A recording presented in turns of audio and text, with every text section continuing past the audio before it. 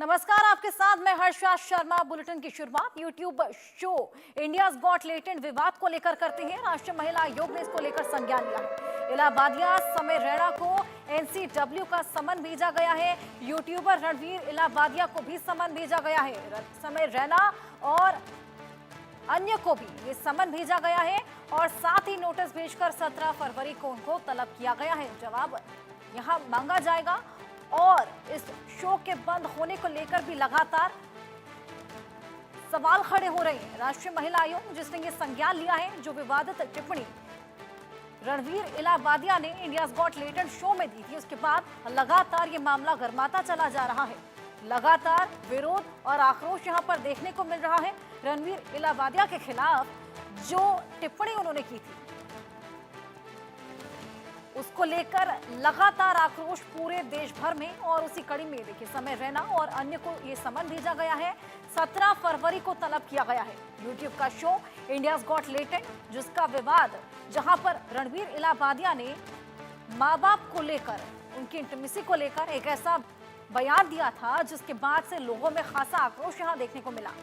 सदन में भी इस मामले को लेकर बातचीत की गई थी और इस शो के बंद करने को लेकर भी बात सामने आई थी। और अब यूट्यूबर रणवीर इलाहाबादिया को समन भेजा गया है। समय रैना जिसका ये पूरा शो है और साथ ही अन्य लोग जो कि इस शो से जुड़े हैं, उनको नोटिस भेजकर 17 फरवरी तक समन भेजा गया है। उनसे पूछताछ की जाएगी। राष्ट्रीय महिला आयोग ने पूरा संज्ञान लिया है। उनसे पूछा जाएगा कि आखिर ये किस तरह की कॉमेडी है, ये किस तरह का मजाक। डरेल मिरांडा मुंबई से हमारे साथ जुड़े हैं। डरेल, हम देख रहे हैं किस तरीके से मामला लगातार गर्माता चला जा रहा है और अब समन भेजा गया है समय को। साथ ही आशीष चंचलानी से भी इस पूरे मुद्दे को लेकर बातचीत की गई थी। बेहद आक्रोश यहां पर लोगों के मन में है इस पूरे शो को लेकर और कहा जा रहा है कि इस शो को बंद भी करा दिया जाएगा। और सबसे बड़ा सवाल जो कि यहां पर खड़ा होता है कि ये किस तरह की कॉमेडी है।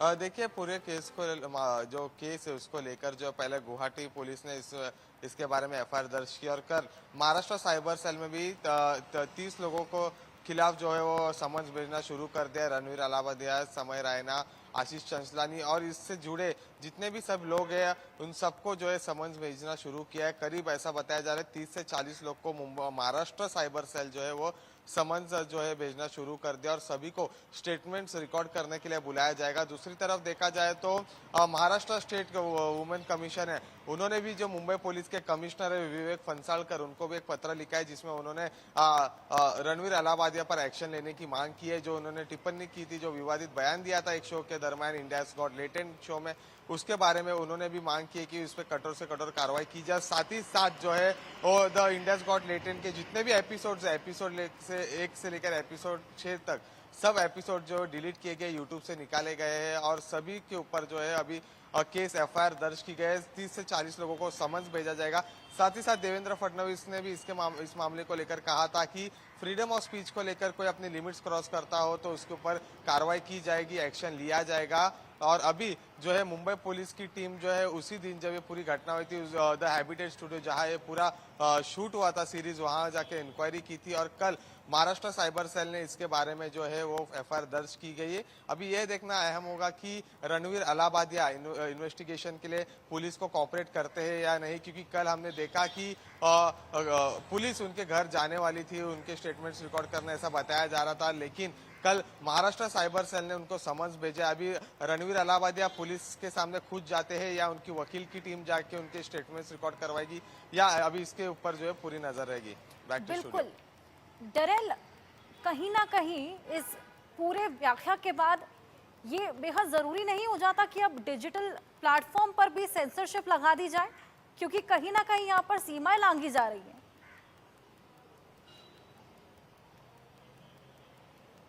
देखिए इसको लेकर हमने कल देखा कि शिवसेना उद्धव गुट के जो राज्यसभा के सांसद है प्रियंका चतुर्वेदी, उन्होंने भी कहा था कि वह मिनिस्टर ऑफ इंफॉर्मेशन और ब्रॉडकास्टिंग से इसके बारे में बातचीत करेगी और ये मुद्दा उठाएगी, क्योंकि यूट्यूब पे जो इन्फ्लुएंसर्स है उनकी बड़ी फैन फॉलोइंग होती है और ऐसे कुछ टिप्पणी जब विवादित बयान करते हैं तो उससे जो है वो सोसाइटी पे बहुत बड़ा इम्पैक्ट पड़ता है। साथ ही साथ नरेश मस्के जो ठाणे के लोकसभा के सांसद है शिवसेना के, उन्होंने भी कहा था कि स्ट्रिक्ट गाइडलाइंस करनी चाहिए, क्योंकि ऐसे जब विवादित बयान करते हैं कुछ लोग, उससे ऊपर से जो पूरे सोसाइटी में इसका असर होता है और इसको लेकर अभी स्ट्रिक्ट जो गाइडलाइंस है वो भी सरकार जो है तय करेगी।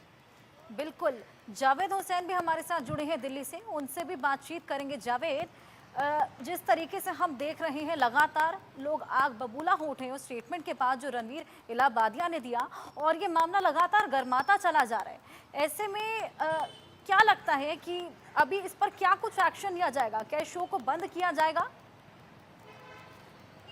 देखिए टेक्निकल ये है कि असम में रणवीर इलाहाबादिया, इसके अलावा रैना और मखीजा, जसप्रीत, कई ऐसे नाम हैं जिनके खिलाफ मामला दर्ज किया गया है। इसके अलावा जो ये इन्फ्लुएंसर्स हैं और ये बड़े यूट्यूबर्स हैं, ये कहीं ना कहीं पब्लिक डोमेन में रहकर अपने ओटीटी प्लेटफॉर्म की बात करें या फिर सोशल मीडिया के दूसरे प्लेटफॉर्म की बात करें, तो वहाँ पर ये अपने कंटेंट को देकर ये लोगों के बीच फेमस होते हैं, लोग इनको लाइक करते हैं। लेकिन जिस तरीके का ये शो में जिस तरीके से इन्होंने पूरा अभद्र शब्दों का इस्तेमाल किया, क्योंकि देखिए सोशल मीडिया प्लेटफॉर्म आज के डेट में हर कोई अपने मोबाइल से स्क्रॉल करते हैं, बच्चे होते हैं, महिलाएं होती हैं, औरतें होती हैं, या फिर आप परिवार के साथ भी अगर देख रहे होते हैं, तो ये चीजें कहीं ना कहीं बहुत ऐसी चीज होती है कि जो आमतौर पर लोग अपने बच्चों के साथ, अपने परिवार के साथ चीजें नहीं दे सकता। जिस तरीके से शब्दों का इस्तेमाल हुआ और जिस आईटी एक्ट में उसके बाद साइबर क्राइम की तरफ से इस पूरे मामले को दर्ज किया गया, असम के सीएम ने खुद बताया कि उन्होंने बताया कि किस तरीके से मामला दर्ज किया गया और इस तरह की शब्दों का इस्तेमाल जो है इस तरीके के सोशल मीडिया प्लेटफॉर्म पे, जो आज के वक्त में हर एक बच्चे के हाथ में, अगर हम आमतौर पर छोटे बच्चों की बात करें, 13-14 साल के बच्चों की बात करें, तो उनके हाथ में मोबाइल होता है। अगर वो सोशल मीडिया प्लेटफॉर्म देख रहे हैं तो अगर स्क्रॉल करते करते इस तरीके के कंटेंट अगर वो देखेंगे तो कहीं ना कहीं एक पूरा गलत मैसेज या इम्पैक्ट पड़ता है, क्योंकि जो आमतौर पर लोग ऐसे इन्फ्लुएंसर्स और ऐसे यूट्यूबर्स को अपना आइडियल मानने लगते हैं। इससे पहले भी कई ऐसे इन्फ्लुएंसर्स और यूट्यूबर्स हैं जिनके खिलाफ मामले दर्ज हुए हैं दूसरे मामलों को लेकर, जो कहीं ना कहीं इस तरीके के पब्लिक डोमेन में खुद को ये सोचते हैं कि अब उनके पास लाखों में, मिलियंस में जो फॉलोअर्स हो गए हैं या उनकी वीडियो को देखा जा रहा है, तो कहीं ना कहीं वो जो कहते हैं वही सब कुछ सही होता है। लेकिन इस तरीके का जो एकदम से शब्दों का इस्तेमाल करना और महिलाओं को लेकर, पेरेंट्स को लेकर, और जिस तरीके का एक खुलेआम एक प्लेटफॉर्म पर इस तरीके से जो शब्द इस्तेमाल किया जा रहा है, वो कहीं ना कहीं बिल्कुल एक्सेप्टेबल नहीं है, क्योंकि देखिए फ्रीडम ऑफ स्पीच बिल्कुल में इसका ये मतलब नहीं। बिल्कुल, जावेद डरेल आप हमारे साथ बने रहिए। एक और जानकारी दर्शकों को दे दें, यूट्यूबर रणवीर इलाहाबादिया पर गिरफ्तारी की तलवार लटक रही है।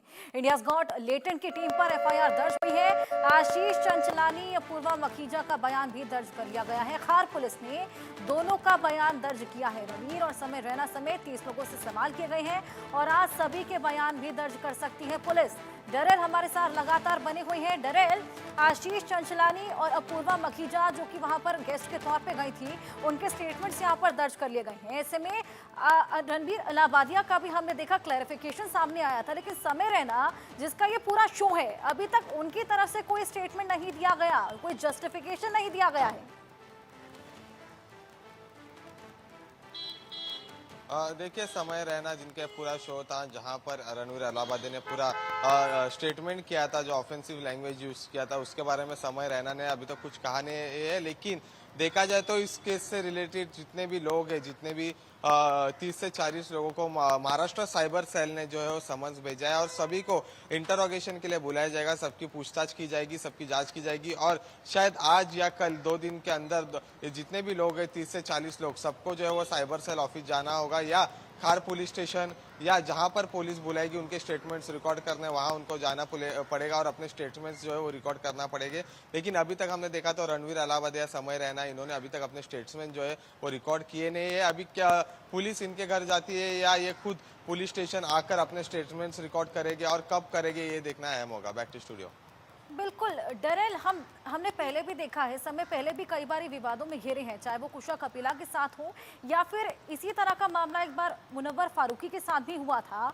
ऐसे में कहीं ना कहीं इन्फ्लुएंसर्स ये क्यों भूल जाते हैं कि इनके नाम के साथ इन्फ्लुएंस शब्द जुड़ा हुआ है। इन्फ्लुएंस यानी कि आप यंगस्टर्स को खास तौर पे जितना इन्फ्लुएंस कर रहे हैं और फिर इस तरह की बयानबाजी ये कितना गलत प्रभाव उन पर छोड़ती है।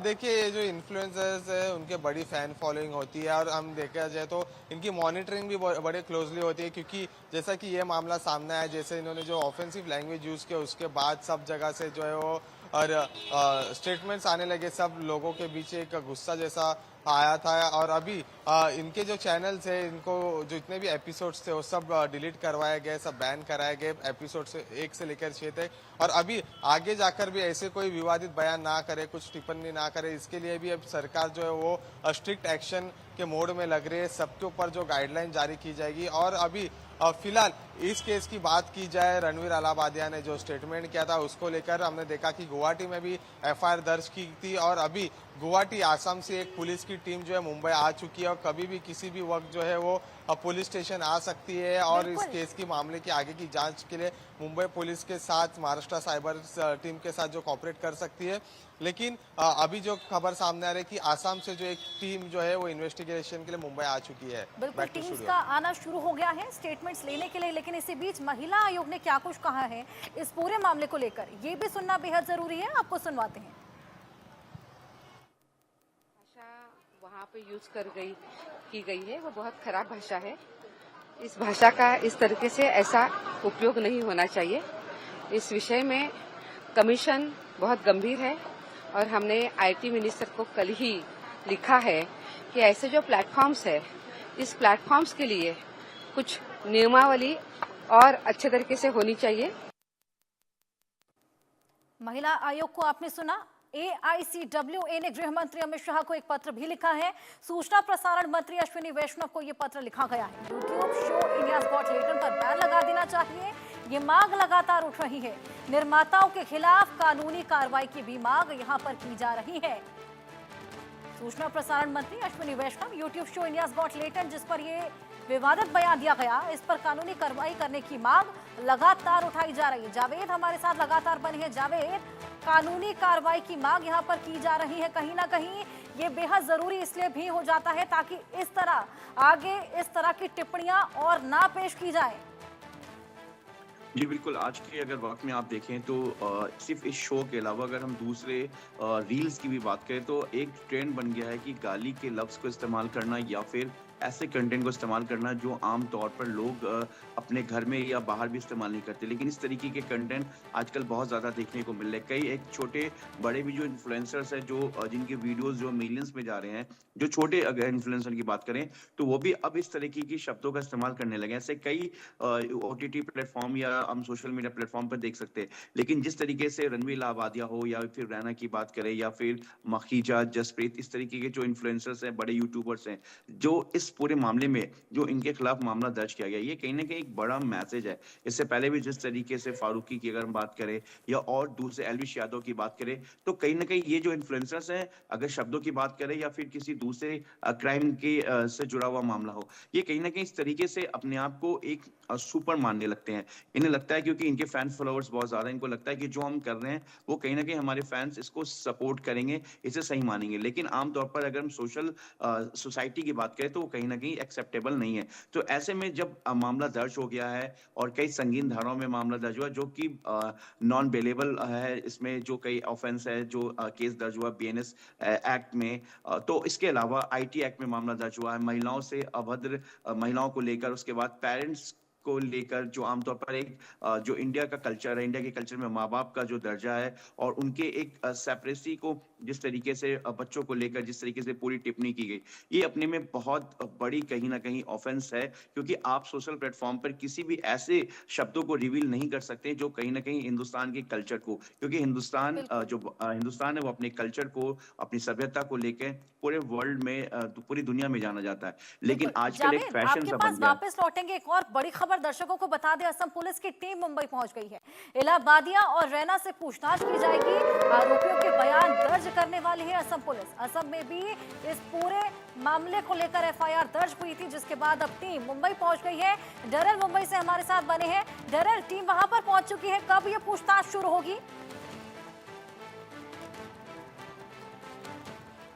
देखिए, आसाम से जो एक पुलिस की टीम जो है मुंबई पहुंच चुकी है। हमने देखा कि गुवाहाटी में इसको लेकर जो है पूरे मामले को लेकर रणवीर अलाहाबादी और उनके जितने भी क्रू है उनके ऊपर एफआईआर दर्ज की गई थी और आज आसाम की एक टीम जो है पुलिस की टीम मुंबई पहुंच चुकी है और किसी भी वक्त जो है वो पुलिस स्टेशन आ सकती है। देखा जाए तो महाराष्ट्र साइबर सेल ने महाराष्ट्र में केस रजिस्टर किया है रणवीर अलाहाबादी और साथ ही साथ 30 से 40 लोगों को समन्स भेजना भी शुरू किया है। लेकिन अभी आज जो है आसाम से पुलिस की टीम जो है जांच के लिए मुंबई आ चुकी है। लेकिन अभी ये टीम्स जो है वो Maharashtra cyber cell, Bandra police और खार पुलिस सभी टीम्स को ऐसा कहा जा रहा है कि मिल सकती है और पूरे मामले की जो है इंक्वायरी के लिए कोऑपरेट करेगी मुंबई पुलिस के साथ और पूरे मामले को लेकर जो इन्फॉर्मेशन भी लेगी। शायद उन लोग द हैबिटेट स्टूडियो जहां ये पूरा एपिसोड शूट हुआ था वहां भी जाने की संभावना है। लेकिन ये साथ ही साथ रणवीर अलाहाबादिया का भी घर मुंबई में है तो वहां उनके भी घर वो जा सकती है, ऐसा बताया जा रहा है। लेकिन अभी फिलहाल जो इन्फॉर्मेशन सामने आ रही है कि आसाम से जो एक पुलिस की टीम है वो मुंबई पहुंच गई है इन्वेस्टिगेशन के लिए, क्योंकि गुवाहाटी में एफआईआर दर्ज की हुआ था और उसके बाद जो है अभी टीम जो है मुंबई पहुंच सकती है और कभी भी जो है इन्वेस्टिगेशन के लिए पुलिस स्टेशन हो, द स्टूडियो हो या रणवीर अलाहाबादिया का घर हो, वहां पर कभी भी ये टीम जो पहुंच सकती है। बिल्कुल डरल जावेद, इतने इनसेंसिटिव कमेंट्स के बाद ये बेहद जरूरी हो जाता है कि सेंसरशिप की बात भी यहाँ पर उठे। बहुत शुक्रिया आप दोनों का ही तमाम जानकारी हमारे साथ साझा